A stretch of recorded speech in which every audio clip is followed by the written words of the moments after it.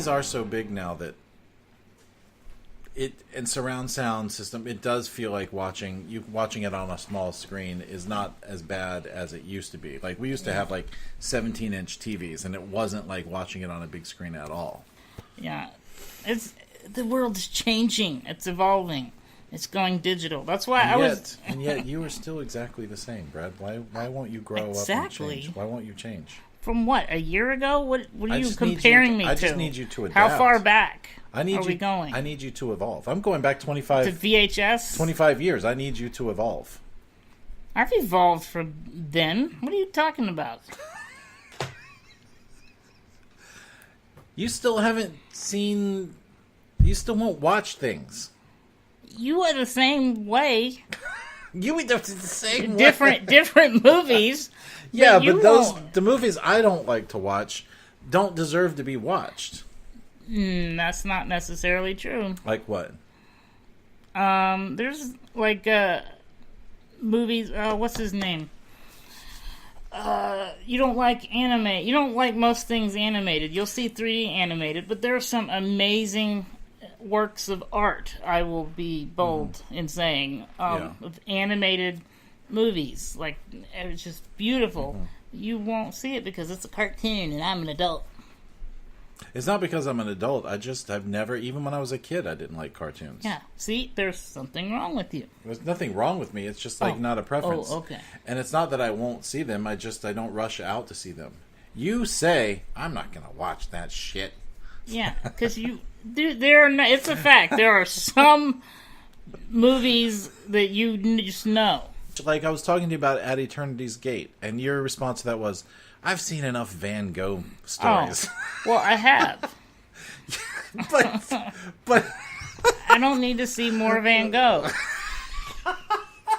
It's like just because don't go is just because my opinion. But just because you know the Van Gogh story doesn't mean. Well, what more? What can William Dafoe do or tell me? It's Willem. Well, Willem Dafoe. William? Will.I.am? His name is Willem Dafoe. Willem? Where did the I go? Did the I just go away? It's never been there? It's never been there. How did I miss that? So this whole time, my brain has been putting an I there, and it's not doesn't exist. As usual, you just made an assumption about the guy's name that that must be William. It's Willem, Willem, Willem Dafoe. E-M? Yeah. So I took out the E and put an I and an A. Mm-hmm. How did that happen? Well, I know how it happened. You don't fucking pay attention to people's names. You are correct.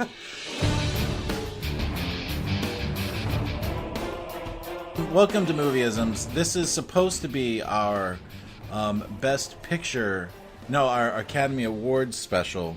However, upon reflection, we realized Brad hasn't seen like half the movies because he went out of town and lost his ride to the picture shows as it is. So I guess I'm gonna be trying to. What's that one? What, Bohemian Rhapsody? Oh, Bohemian Rhapsody.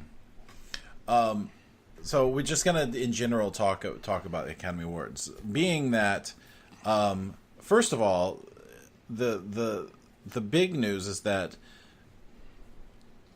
I'm not gonna say it's the first time a popcorn movie got nominated for Academy Awards for Best Picture, because it's not. But Black Panther basically is the first comic book centered movie to ever be nominated for Best Picture. And that movie came out in like January of last year, right? Yeah, it was January, February. It was early last year. So that normally the movies that get nominated for Best Pictures and stuff, they come out around October and November, so that it's fresh in people's minds and people are thinking about those films when they go to vote. But Black Panther survived like a whole year. Yeah, I feel like Black Panther.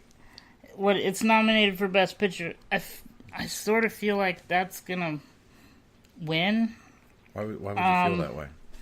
Because it's made such a huge impact. Yeah. It's a big social impact. I mean, there's already movies that have come out after Black Panther that mention Black Panther. Like, there's a comedy where the kid has like underwear on his head, and he says, I hope you're not mad I borrowed your mask. Wakanda forever. Oh, yeah. And he did the thing with the arms to do a W. I mean, it's not even been a year since it came out. What Men Want? Is that what you're talking about? Yeah. What Men Want trailer. Which I'm really excited to see that. But I'm just saying, it's made such... There isn't all... I don't know if this will sound white of me, but all of my black friends loved it. I'm going to have to cut that out. Because the last thing any white person is supposed to do, the last thing a white person is supposed to do is go in blackface, which is, I still don't know why. What is this, black voice? Is that just as offensive? No, this is white voice. I don't know why people would still go as dressed in blackface, but some people are still like... It's so stupid. Is that wrong? I didn't know. Is that wrong? It's like, did you see that? The thing with the Florida politician? Yeah. What a fucking idiot. How is that... And he's a Democrat. Did you see how far out of his way he went to be racist? There's no excuse. And he went dressed as a Katrina. Dressed up as a woman. I mean, you're doing that on purpose. You're being racist. Yeah. There's no excuse. There's no. And people just think that stuff is funny. It's not funny. I think that he's secretly a cross-dresser, and he wanted an excuse to dress as a woman in public. He just went too far. Yeah, possibly. Anyway, what were we talking about? Black Panther! All your black friends like it. No, seriously, everyone I know is, it's just such a big deal. It was a big deal, and the fact that Black Panther came out and it showed black people being excellent. They weren't just like better than white people. They weren't just badasses. They were smart. They were like generous and kind, and they basically made the right decisions and stuff like that. Yeah, and they didn't want revenge. They showed compassion and humility. Right, and black women were strong. Were strong and smart and not sassy, by the way. They were just strong and smart. They didn't have to have an attitude. You're going to cut that out, too? I don't know. Not sassy, by the way. Seriously, though, that's a stereotype. Anytime there's a black woman in a movie, she's got to have an attitude and shake her neck and wag her finger. Yeah. Black Panther has made 1.3... I just looked it up. Black Panther's made $1.3 billion at the box office, which is impressive. I think it made $700 million around the world and $300 million domestically, which is a lot for just the United States. Yeah. Anytime a movie's making $1 billion, it's making it around the world. Well, I know what we could do with a lot of this episode is you can tell me about the movies I didn't see. Right. So Black Panther, here's the thing about Black Panther. Best Picture is the best produced picture of the year. Now, if you just take it at that, you could say Black Panther was that because it was about something, and it was crowd-pleasing, it was an entertaining movie, and it had social significance without beating you over the head with it. It just was what it was, representing something like a perfect utopia, it seemed like. And it didn't go around looking at the audience and going, see, this is why you're a racist, or this is why you're bad, or this is why things should be different. It just was the thing. So I need to see it again. I saw it, I think, once when it came out, and it's been on Netflix. It's on Netflix for a few months now, and I keep starting it, and then it's like 11 o'clock at night or something, and I gotta go to bed. It's like I haven't really ever finished it again. But I did like it, and I love the Black Panther character. So that's how I feel about Black Panther. The other film that got nominated, not the only other one, but another film that got nominated was Black Klansman, which is a movie that came out, I think, in September. Yeah. So I really enjoyed that. Really enjoyed that. All of your black friends have enjoyed that one as well. Well... our mutual black friend, I believe, still hasn't seen it. And we yelled at him about it. How could you not? Plus, it's a history lesson. I don't know. I really enjoyed it. I thought it. I mean, it looked. The trailers advertised it like a comedy. Yeah. And so that's why I went to see it. But it's more drama than comedy. But it's almost too ridiculous to be true. But it is based on actual events. Based on an actual event. And by the way, okay, so Black Panther got nominated for Best Picture, but Ryan Coogler, the director of Black Panther, did not get nominated as Best Director, which makes people think that maybe it was like we need to nominate Black Panther because, they're making such a big deal out of it. It was what it was, and it made $1.3 billion in the box office, so it was one of the best pictures, but the director of the movie, how can you have a Best Picture without the director being nominated? Because it's not like all that just accidentally happened, So he wasn't nominated for Best Director. However, BlacKkKlansman got nominated for Best Picture, and it is Spike Lee, after 30 or 40 years of being a renowned director, it is his first time ever being nominated for Best Director. And he's directed people to Academy Award nominated performances, and Malcolm X got snubbed at the Oscars that year. That it came out, I think, what was it, the mid-90s? Is it the mid-90s? I believe so. Late 90s? Late 80s? I can't remember when Malcolm X came out. 90s. It was, and the movie that won that year was Driving Miss Daisy, which, by the way, a lot of people, by the way, how a good...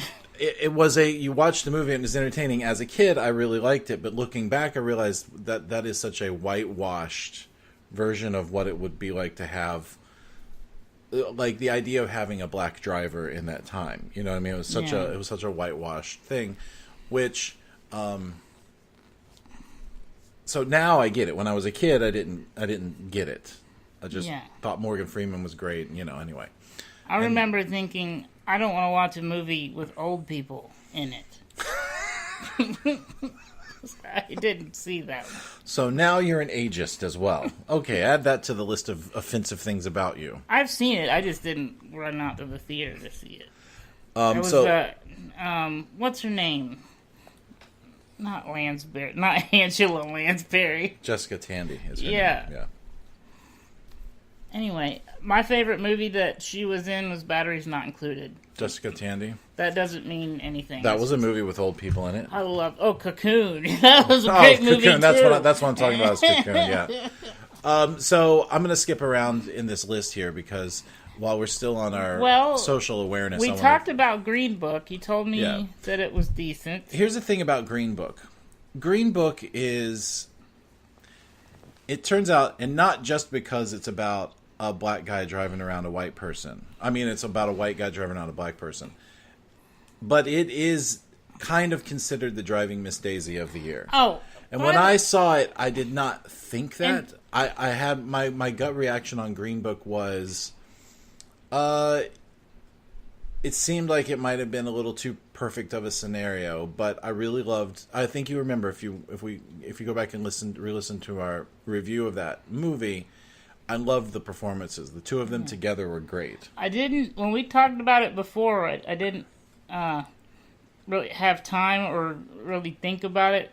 But since then, I've seen a lot of people are complaining.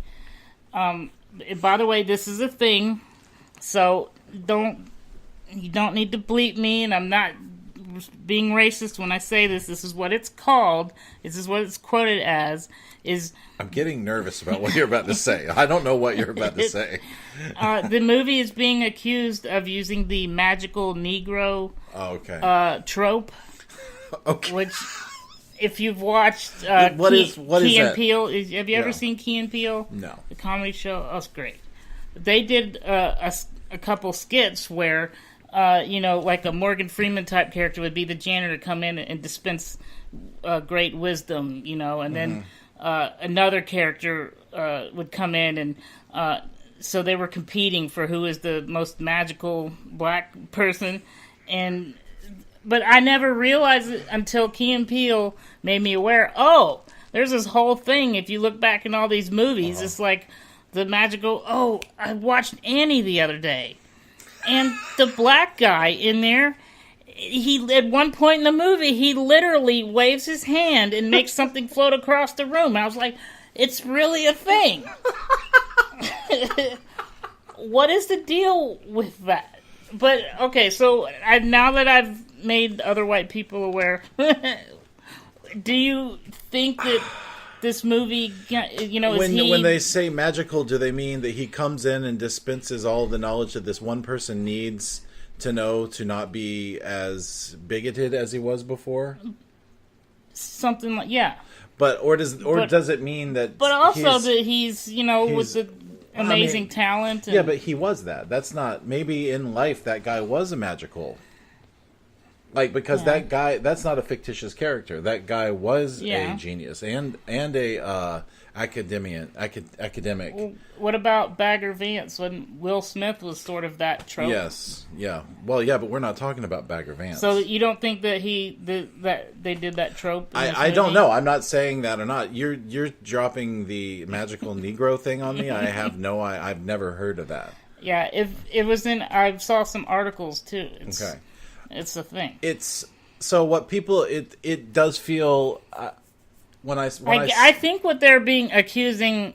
I think what they're highlighting is that this is when a white person writes a movie about a black person. This is how white people write black people. I think that's what they're trying to say.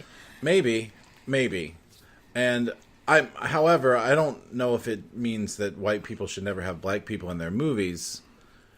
You know what I mean? Yeah. But I really thought that Viggo Mortensen's performance in that movie, if nothing else got nominated, Viggo Mortensen needed to be nominated. However, the movie itself was a really satisfying story. I came out of it feeling, it's probably a little they probably brushed over some of the he probably was more racist than he was in the movie in real life. He was probably more, all that stuff. By the way, in the same article that mentioned the... Mm-hmm. I don't want to say it any more than we have to, because I feel like people are going to take it the wrong way. But the article that I was reading that was highlighting the trope was talking about how his relatives, the actual person this is based on, his relatives are saying that that's not accurate at all of how he was. So what are they saying? I don't remember because it was like a couple months ago. So they're saying he was worse than that, or that their friendship wasn't as strong as it was? Yeah, that he wasn't. It wasn't as nice and friendly. You could almost say that it was. They were saying it was whitewashed, or Yeah, I believe he didn't act like that, and there. Also that the white dude wasn't that nice and friendly. That the movie trumped up their relationship. They weren't really that friendly with each other, and I've heard that. Yeah. And I believe that because I believe that Hollywood will take a story like that and turn everybody and romanticize the notion. Yeah. So it's like, if you remember a few years ago when Argo was nominated for Best Picture, there was a real big thing about how Argo Americanized the story. And it was made the Americans the heroes when it wasn't just the Americans. There was all sort of internationals. And they basically excluded Canadians from it. And the Canadian government had a major significant role in pulling off the Argo heist. But they weren't even mentioned in the movie hardly. So, Canadians were like, what's this, eh? It's bullshit, eh? Is that racist? No, that's how Canadians get when they're angry. What's this, eh? You hoser. White person can't be racist towards another white person, I guess. Oh, I can be. Okay. Anyway, so it is the Argo of the year. However, since it's the Argo of the year, that also means it could very easily win Best Picture. You know what I mean? Yeah. Because of the whole, it's the sort of thing that's crowd-pleasing, satisfying, but also kind of a true story. And it's the sweet spot for a lot of Best Picture fare, Yes. The director of Green Book is Peter Farrelly, who directed things like There's Something About Mary and Stuck on You, or that where there was the two twins. Yeah. And all of those Farrelly Brother dumb. movies. I don't know how he ended up making an Academy Award winning movie. Maybe he just wanted to try something different. Anyway, he didn't get nominated. So that again is another thing saying, maybe the movie's not gonna win, you know. The way you described it to me, I don't think it is. There are other more deserving movies. Another movie I don't think is gonna win, Bohemian Rhapsody. Was a terrible, well, I don't want to say terrible, but it was not a good movie. There were some good performances, but the writing and editing... I'm looking at this list, and the list of Best Picture nominees are Black Panther, Black Klansman, Bohemian Rhapsody, The Favorite, Green Book, Roma, A Star is Born, and Vice. Yeah. Now, all of those movies deserve to be there, except Bohemian Rhapsody. Bohemian Rhapsody should not be on this list. We saw it. I was like, the fuck is this? Yeah. It wasn't good. I wasn't surprised that it wasn't good because halfway through the movie or the last 3 weeks of the movie or something, it's directed by two different people. Not co-directed. One director got fired. The other director came in and finished the movie. Yeah. So who gets credit for how good it was now? neither one of them were nominated for Best Director. This is in fact most years when a movie is nominated for Best Picture, most of the time the director also gets nominated. But this is like 3 years here. I mean, 3 movies here where the movie is nominated for Best Picture and the director is not also nominated for Best Directing. Yeah. The movie that should be here instead of Bohemian Rhapsody is If Beale Street Could Talk. I do not know why If Beale Street Could Talk is not on this list. What the fuck happened? This Bohemian Rhapsody, I'm pointing angrily at the computer.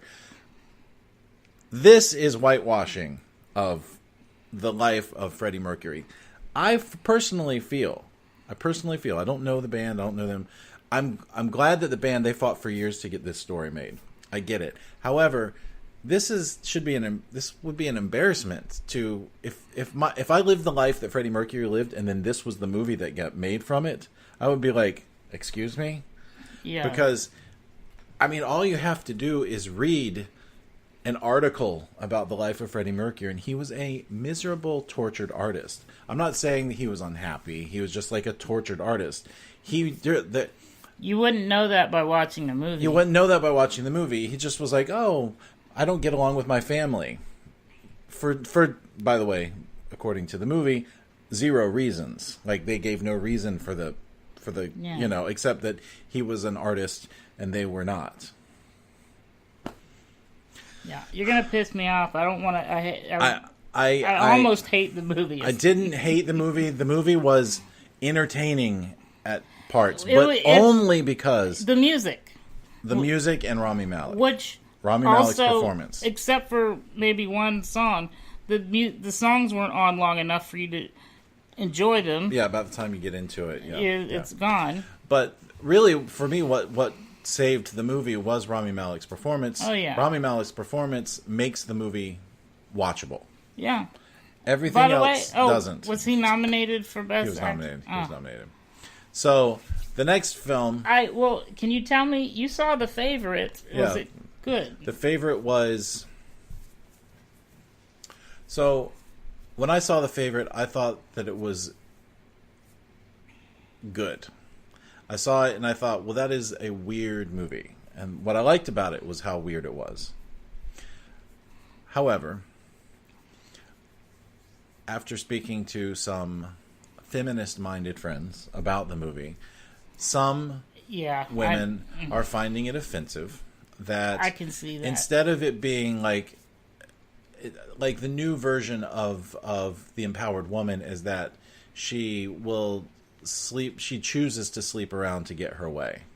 So, like sleeping her way up to the top. No, she's not being taken advantage of. No one's forcing her to sleep her way to the top. Now she's just whoring herself to sleep her way to the top. And a lot of women find that offensive. It's like, why does a woman have to demean herself, even though she doesn't look at it as demeaning herself. She's like, I'm just going to be kind of sexually manipulative to get my way, and that is offensive to some women. However, when I watched this movie, even I was sitting there thinking, why are the women so, like, you could tell it was written and directed by a man. You could, in this framework, you could tell it was written and directed by a man, because you could tell that it was just purely sexual. And since it was a woman making the choice to be sexual to get her way, to sleep her way to the top, we're somehow supposed to think, look how empowered this woman is. You know what I mean? But it isn't that. Plus, they get punished all the way through the movie. Look what you... It's almost like slut shaming. Look, like the story itself shames the which slut. Is a real thing. Yeah, which is a real thing. Happens all the time. In school, mostly. So the movie is... it's wonderfully made. It's a beautiful looking movie. It's very interesting to watch. The characters are strange and bizarre, and they have weird things. And Olivia Colman, who plays the queen in this story, was brilliant. She was amazing. You cannot take your eyes off of her. Well, now I've enjoyed the trailer. Yes. The trailer makes it look like it's a little more of a comedy than it is. Okay, so I might not enjoy it as much as I... Well, if you've seen any of Yorgos Lanthimos' other movies, which is like The Killing of a Sacred Deer or The Lobster, you can see how they're like quirky funny, but not comedies. Or even The Killing of a Sacred Deer just like wasn't even funny. I feel like this is the least weird out of those. It is the least weird out of all of them, and it is probably the more overtly humorous out of all of them in spots, but it is not a comedy. The trailer makes it look like it's a comedy. I have yet to finish watching Killing of a Sacred Deer. I thought I loved, and I actually liked The Favorite. I just thought Killing of a Sacred Deer is great. It's great for how weird it is. Yeah. And I'm not saying just by being weird it can be a great movie, but I thought it was great, and it was also weird. I'll finish it. So the next movie that is on the list for Best Picture didn't see is Roma, but it's on Netflix. It is? It was produced by Netflix, and it's the first film produced by Netflix to get nominated for Best Picture. Because generally Netflix has been the king of TV shows and not necessarily films. Personal opinion, Hulu is the king of TV shows. But well, I mean, in between, I go to Netflix to watch documentaries and movies. And... Right. Well, I mean, they have the House of Cards, and they have a bunch of shows. Netflix has more original content, right? TV wise. That's what I'm talking about. Oh, okay. Yeah, that's what I'm talking about. In general, most of my TV watching is on Hulu because the next day they have whatever. That's not what I'm talking about. I'm talking about original content. Yes, content. So Netflix is the king. That's what they've been specializing in, and their movies have always been kind of They have that straight to video feel. Yeah. Netflix is the new blockbuster. So, and that's not necessarily bad, because sometimes you will catch an interesting small movie, because there was a movie that came straight to Netflix that I loved, The Ballad of Buster Scruggs. It's produced by the Coen brothers. It wasn't like it was a bad movie. I think it's the best thing. But I understood why it didn't come out in theaters first, because it was just a weird... It wouldn't have really gotten a lot of people to go see it. So, Roma, though, so you can watch Roma, and I forgot to mention that to you. Yeah, you can watch Roma. Watched it last night. It is, however, a 2.5-hour movie in Spanish with subtitles. That's not something you want to watch when you're lying in bed. No, you really do need to pay attention to it, because it is a quiet film. There's talking in it, but it's not like it's a conversational movie. You are watching things happen a lot of the time. It is sounds cool. It is a beautiful movie. Beautiful. The black and white cinematography in this film is gorgeous. It's just the shots are so fucking beautiful.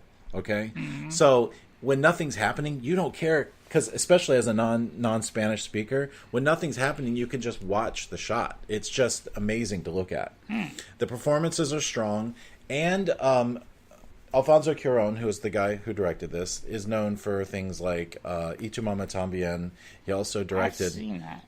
He also directed my favorite Harry Potter movie. Prisoner of Azkaban with Sirius Black. He also made Gravity a couple years ago, which won Best Picture, and he won Best Director. Is good. So he's crossed over, and he's like one of the 3 Mexican filmmakers who sort of grew up filmmaking together and have come to America basically and are making great movies, but they're taking also our jobs. Yeah. No wonder we can't get a movie made. Yeah. The reason you can't get a movie made is because of Gravity, right, Brad? But this movie, I guess he made it as a foreign film. He made it as a Mexican feature, so it's nominated for Best Foreign Film as well. And he's nominated for Best Director, but it's also nominated as Best Picture. So odds are he's going to win at least one of those. He's going to at least win one of those. But it is a beautiful movie, and it's about it is autobiographical in that it's about his childhood. So, I thought that was a great movie. When I watched it, I wasn't wowed by it, like, in terms of, like, wow, man, I wasn't pumped up after seeing it like you were after maybe seeing, like, Black Klansman or Black Panther, something like that, where you walk out going, man, that was a great movie. But you watch it and there's nothing wrong with it. And I know that sounds like I'm slighting it a little bit, but there's like, you're watching it and you think, it was a great story, great movie, very well made. And I feel like you learn a lot from watching it. Like, it's a part of the world that Orlando, Florida, I'd never really seen. So I learned a lot from it. It's like a thinking man's Best Picture nomination, if that makes any sense. Which, I love those movies. You know, that's my thing. I want to be like, when I go watch a movie, I want to be forced to think when I see it. No. And not necessarily just have explosions ejaculated into my face for 2 hours. Wow. But I mean, it's true. It works. You like having explosions ejaculated into your face. No, I like both together. I like having a reason that the explosions are ejaculating. You ejaculated in my face. But why? This is a perfect movie. Because if the explanation doesn't fit, if it's not scientifically accurate, then I don't buy. I don't swallow it. The next film. Get it? If not, I spit it out. Okay. A Star Is Born. We did a show on that. It's a great movie, but we wanted more. Yeah. So, A Star Is Born is nominated. It's not gonna. There's other movies that are better than A Star Is Born on this list, I think. Yeah. A Star Is Born was, by the way, for Bradley Cooper.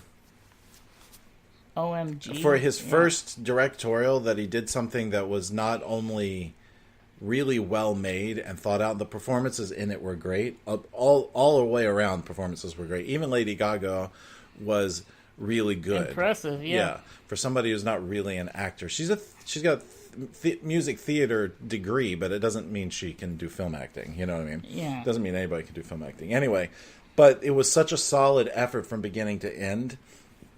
You know, based on our review, my complaint was that the pacing was so rushed in places that you never really got to sink into the emotion. We wanted to sit in certain scenes a little longer, and they just it felt. And they just rushed. Brushed over, and I feel like I don't know what happened. I feel like maybe the movie was self-conscious about how long it was. Yeah, it was probably a 3-hour movie in the original cut. Yeah, and probably. The studio told them, you got to cut off 30 minutes. And it was probably, it could have been that they knew how sad the movie, the movie's climax was going to be, and so they didn't sit in any of the other sad stuff. And it's not sad, it's emotion. Like the thing is emotional, and that's what I want to feel. But about the time emotion started to sink in a scene, they would cut away from it before it really got to. It's very unsatisfying in that way. Yeah, that was really my one small complaint about the movie. I thought the movie itself was The music is amazing. Music is great. How they shot it. Everything about it is great. So it definitely deserves to be up there.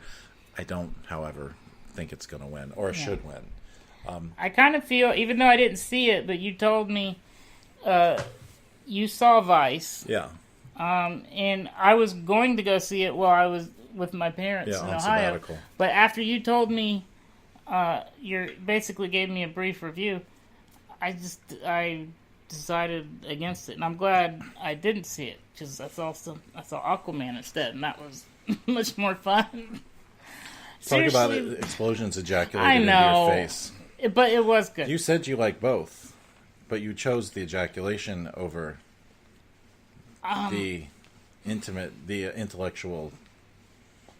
Well, some movie, like Vice, is... I feel like you're trying to be intellectual. Vice is not the movie you want to go see with your family who is also a bunch of conservative people. Because Vice does not pull its punches on Dick Cheney being a supervillain. It just doesn't. He seemed like Darth Vader. So I want to see. I still want to see Vice just because I feel like Batman is delivering a great performance there. I think your impression of my review of the film for you is a little off, because I loved Vice. It is weird a little bit. I spoke to somebody about it who said when they first started watching it, they thought, this is weird. What the fuck is this? And then it sinks in, it settles into itself, and then you're like, oh. You told me that it's just sort of like a history lesson. Well, it is a history lesson, but that's a compliment. That's a compliment for me. It is a history lesson. There's a lot of stuff in there that I didn't know about Dick Cheney. So, the performances... Does he go, meh, a lot? No. No, is that something you think old people do? No, it's just a dramatized impersonation. It was weird, because he did give Dick Cheney... Dick Cheney talked like this a lot. President Bush. You're trying not to laugh at me.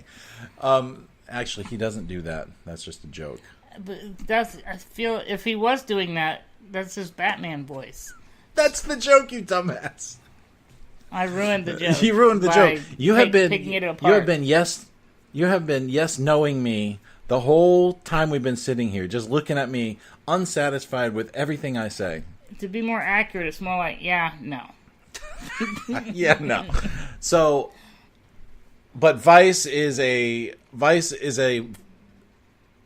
really interesting movie. It definitely has great performances in it. It is another movie that I sort of thought the people in it are such good actors. You wish they had more to do, other than Dick Cheney. Christian Bale. Christian Bale he's great in every scene. He's good.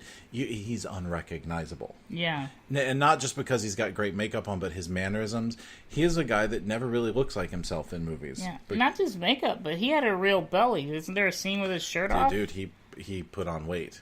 In fact, he tells a story in some interview I heard him in. He tells a story about how he was putting on weight for the movie, and then he talked to Gary Oldman, who was also putting on weight for a movie he got nominated for last year, The Darkest Hour, when he played Winston Churchill.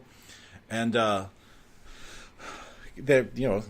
course, great actors are all good buddies. Or, hey, chap, and they met at the Great Actor Club that they all go, secret club that they all go to, and they're sitting there smoking cigars and talking about how much better they are than everybody. Mm-hmm. I'm sure that that's what happens. He was saying, "You look great from the movie. How'd you lose the weight?" And Gary Oldman was like, "I didn't gain weight for them. They put the prosthetics on me." And Christian Bale was like, "I couldn't tell. It's like I didn't know I didn't have to go through all this." He's a liar, because he lives to method act. He does. He does live to method act. So I actually don't know if that story is true or an embellishment from him or whatever. That's like but his he thing. really does. He really does. But he's getting older. He did say something about how he's getting older and how it's harder to do it every time. Oh, yeah. Robert De Niro basically used to do a lot of that as well when he was older. It's generally considered the method actor thing to do. And after he did I think he played Al Capone in The Untouchables. Mm-hmm. He was just like, I don't know if he basically said he wasn't going to be able to do that anymore because it's too. For me, it's okay. If I gained 30 pounds, you'd be able to see it. You'd be able to tell. But I'm not coming from the Batman body that Christian Bale is coming from. Yeah. So for him to gain 30 pounds and then get back down to Batman body for another role where he like has to play a boxer or something like that, that's hard to do. Batman body means no salt, no sugar, no bread, not even pasta. Yeah, you just and like 8 hours of working out. Your job is to work out at that point. So you can't enjoy your meals and you work out all the time. That's how you get a Batman body. Yeah, I mean, the older I get, the more I think broccoli tastes good. It does, but I don't know if I want to eat broccoli every day. Or whatever. I think broccoli makes you actually gassy and bloated, so you actually can't even eat broccoli. Everything's bad for you now. So anyway, so those are the best picture nominees. I actually think that actually, is this another movie where the director didn't get nominated as well? Yeah, we have a lot of best picture nominees that the director did not get nominated. And I didn't see that guy in there. Yeah, that guy. It's interesting to me that Adam McKay, who directed Vice, and he also directed the short. What was that called from a couple years ago? The Big Short.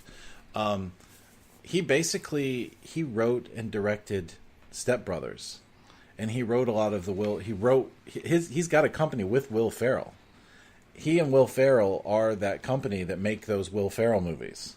It's interesting to me that guy also made Vice, which, by the way, has some very interesting narrative choices, like the storytelling devices that it uses.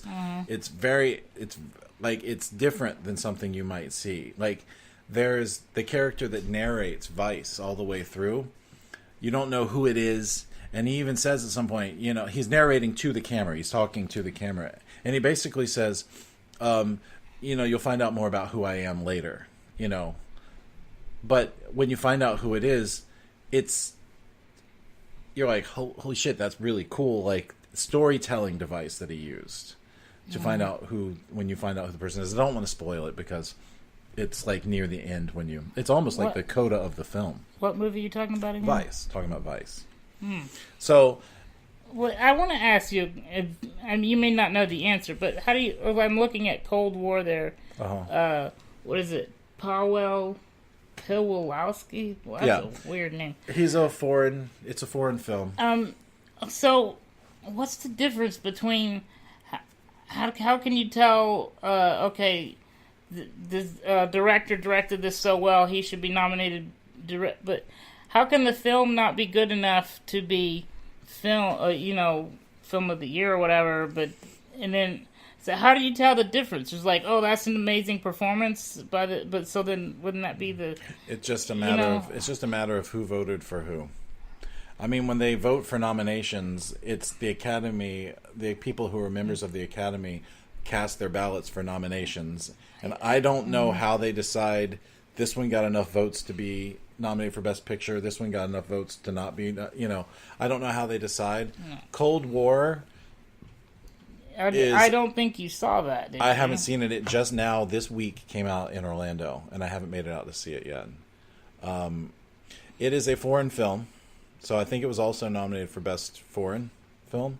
It's also in black and white, like Roma. Have we seen? I want to take a look at those before we're done. So there's some animated films that we've seen. Yeah, I guess we're not gonna have enough time to go through. We do. Yeah, we don't have enough time to go through every category. No, I don't want to do every category. But the best animated film, I mean, we've seen most of them. One is an anime that I haven't seen yet, but it said it's the top 10.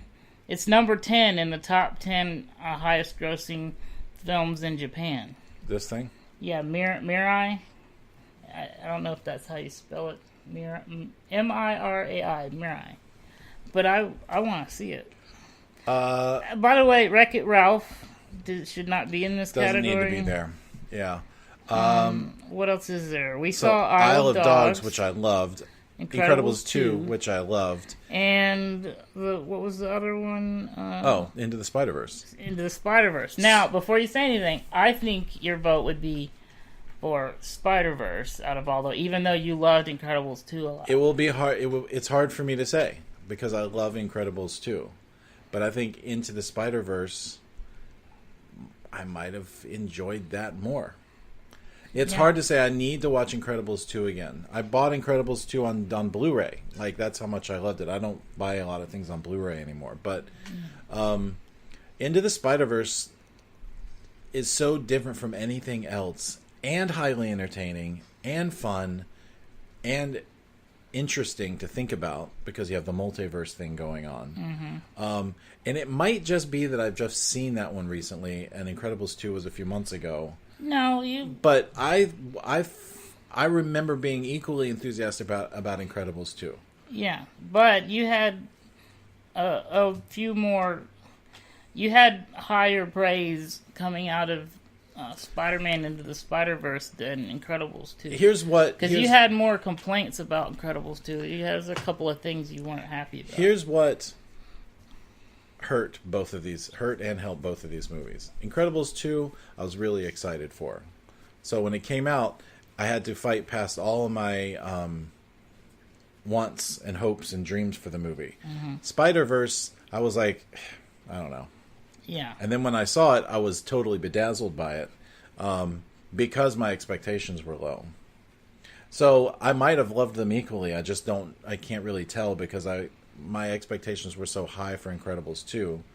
I tried to, manage my expectations, but I loved them both. So if Incredibles 2 win, I will be happy. If Into the Spider-Verse wins, I will be happy. I think Into the Spider-Verse is probably going to win because it also won Golden Globe Best Picture. Even though there's not a lot of crossover in the people voting for different things, because Golden Globes are voted for by the international press, and the Academy Awards are nominated and voted on by people who made the movies.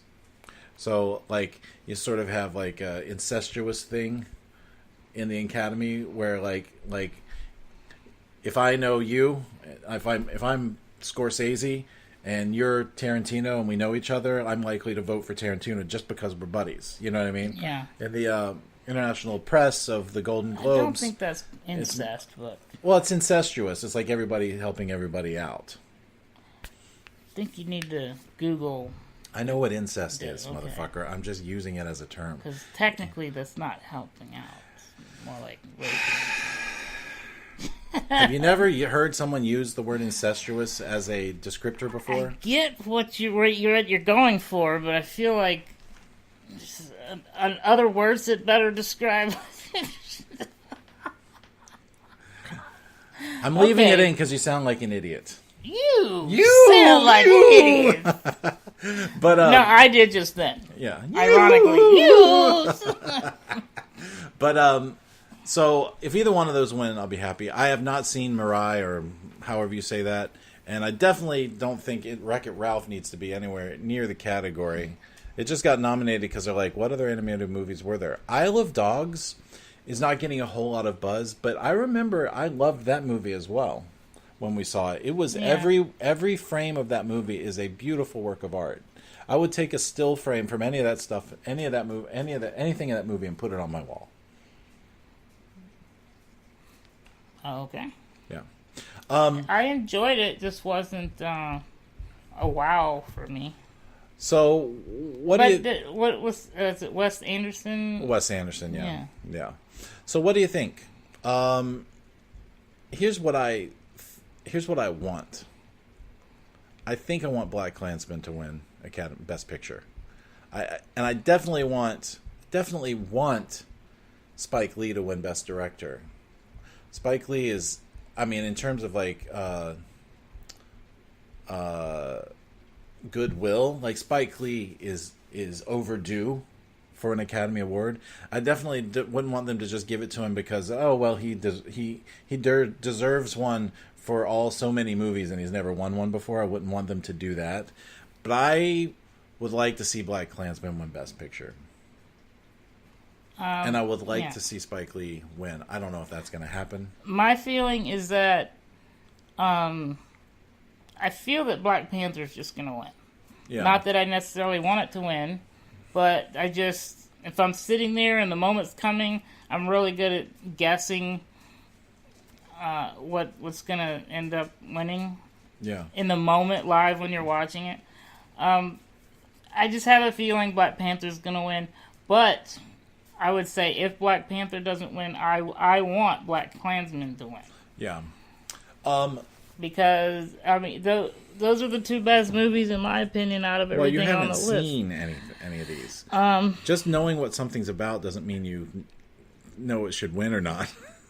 I still need to see Roma. I think I know enough about Green Book to make an educated decision. I've seen A Star is Born, but I can't make an educated decision on Vice because I don't know if Vice needs to win Best Picture. However, it is one of the top 5 or 6 movies. What I would like is for Batman to win Best Actor. Yeah, I can't remember names, His man. name's Christian You just Bale. said it. His name's Christian Bale. Yeah. Christian Bale should he is nominated, right? He has to be. Yeah, nominated. So that's it. They'll probably give Lady Gaga. She's nominated, but she'll probably win for Best One. Best song. Best song. Because that song's nominated. Is she nominated for supporting? Yeah, I think so. I saw her on the list, I think. Yeah.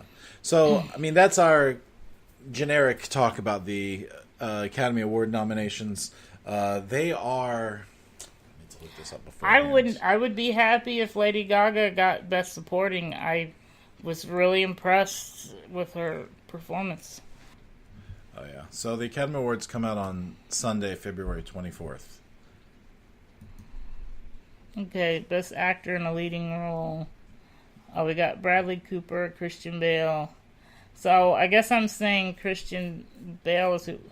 By the way, Rami Malek definitely deserves to be nominated. At least, yeah. At least. He was... Yeah, we said this already. He was what made the movie bearable. Yeah. However, there are times in that movie where I felt like he was overcooking it a little bit. You know what I mean? Yeah. A little too bombastic in parts. And Freddie Mercury was a bombastic person. So it's, I would love to see... Okay, so real quick. By the way, Melissa McCarthy would be a great... This would be a good win for her. Yeah, out of all the roles she's done, this is my favorite performance of hers, I think she's hilarious. I really do think she's hilarious. But a lot of her comedies are, isn't this like the same as last time? Right. Yeah. But this movie where she actually showed her chops and that she could do a series, and that character is unlikable. It's hard to like that character. You feel for her, but I could see where people wouldn't be in love with her in life. Yeah. Best Supporting Actress, if Beale Street Could Talk, Regina King, or... That would be your Olivia vote? Colman. Is Olivia Colman nominated? I don't see who... Olivia Colman. I don't know who Olivia Colman is. Colman's in The Favorite. Okay. She probably got nominated for Best Actress, is what it is. So, out of this movie, I would like to see Regina King win. Regina King win for If Beale Street Could Talk. Yeah, that out of all the movies that I didn't see, that's one that I really wanted to see. Beale Street Could Talk? Yeah. If Beale Street Could Talk moved me in the first 10 minutes, I was already feeling choked up and emotional about some of the things, just some of the things that were happening and how the story was presented to me and the performances and how they talked to each other just had me going. There was 3 or 4 times in that movie where I just started crying. It is a great movie. I do not know whose dick it didn't suck to get nominated, but I'm pissed that Bohemian Rhapsody is there and it is not. Yeah. If I just pull Bohemian Rhapsody out and put a Beale Street Could Talk in there, I would be happy with all the nominations. By the way, between Richard E. Grant and Sam Rockwell for Best Supporting Actor, how do you know? Like, but Richard also, E. Grant was great. Sam Elliott Sam Elliott. It's Sam Elliott. It's you Sam think Elliott. He should win? It should be Sam Elliott or Richard E. Grant. I don't know who's going to win on either one of those. I really liked Richard. We're talking about Grant's. Best Supporting Actor. I don't think Adam Driver should even be nominated. It wasn't that great of a performance. Oh, yeah, so you go do a better job, Brad. I First of all, Adam Driver, I don't know why he's up there for this particular movie. He's been better in other films. However, it wasn't a bad performance. It's a solid performance inside of a great movie. So that's probably what happened, Okay. Yeah, no complaints over Adam Driver being nominated. But from what I've seen of Green Book and what you told me, how do you say his name? Mahershala Ali. Mahershala Ali. I'm not surprised to see his name on Best He's Supporting a great actor. Role. He's a great actor. And by the way, in that movie, I feel like he's the lead actor, and the white guy would be the driver would be the supporting role. But anyway. Green Book is about him and his family and Mahershala Ali. So it makes sense that they nominated that he's in Best Actor and Mahershala Ali is Best Supporting. So that's our talk on the 2019 Oscar nominees. There's a lot of stuff we didn't cover. We sort of brushed over a lot of things. But for me, Best Picture is, it's the big one. It's the one they give away at the last. So if you're only going to have talk about one category, I think a Best Picture is really the one. And honestly, it's like speculating on who's going to win the Super Bowl. You don't know. It just happens. It goes one way or the other depending on what you think. And well, it's pretty easy to figure out the the top three. Like you can say one of these three movies is going to win, and you're most likely going to be right. Anyway, once you're nominated for an Academy Award, the benefit to your career has already happened. Being nominated or having your film be nominated is it's a big boost to the film itself and to you as add some legit credits to your name. So everybody who's nominated, they always say it's an honor to be nominated, and that just sounds like BS, but I really think that it probably is.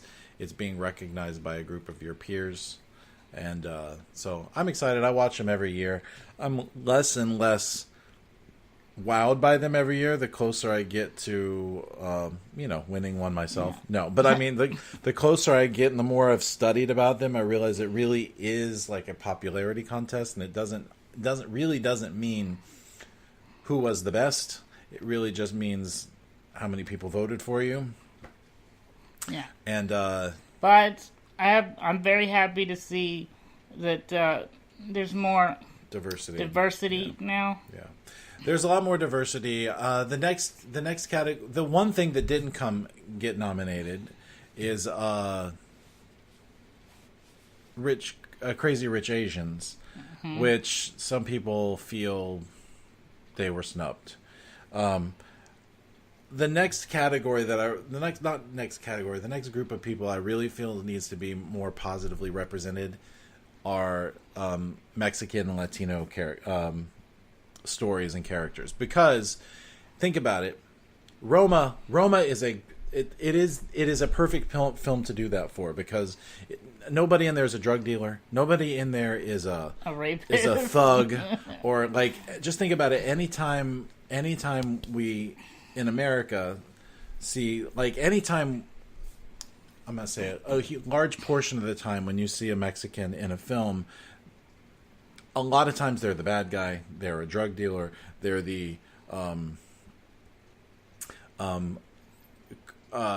violent ex-con or something like that. In a lot of movies, they just sort of just get, oh, he's a Mexican. Because for a long time it was racist, and it still is, considered racist to make the black person the bad guy. So who got the brunt of that are Mexicans. So I really think when Donald Trump says they're rapists and murderers, because he saw Narcos and thinks that they're all drug dealers because that's how they are represented widely in our visual entertainment. Yeah. So I really do think that Mexicans and Latinos need a much more positive spin and more positive representation, I guess you could say, in film and TV, so that they're not just all... Basically what we need is to not have only old white people write all the movies. Yeah. Let's have... Hey, that's us. We're old and but white. We're woke. Hashtag, air quotes, woke. I hate that term. I do too, but it does... We're woke. It does exactly describe what you're trying to say. Yeah. As much as I hate it, it does... We Be Woke.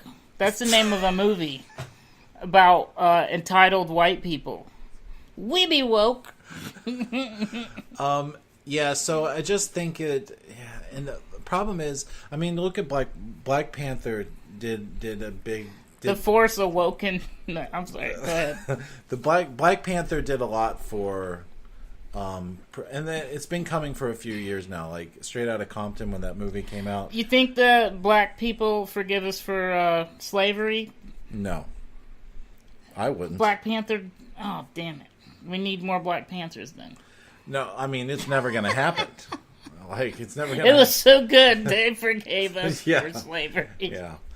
But it was great for Black Panther to come out and make so much money, because then it just proves to studios that diversity in general doesn't necessarily, by having a diverse cast or being about one culture, doesn't mean that another culture won't go see it. Well, it's breaking down the wall. Don't say wall.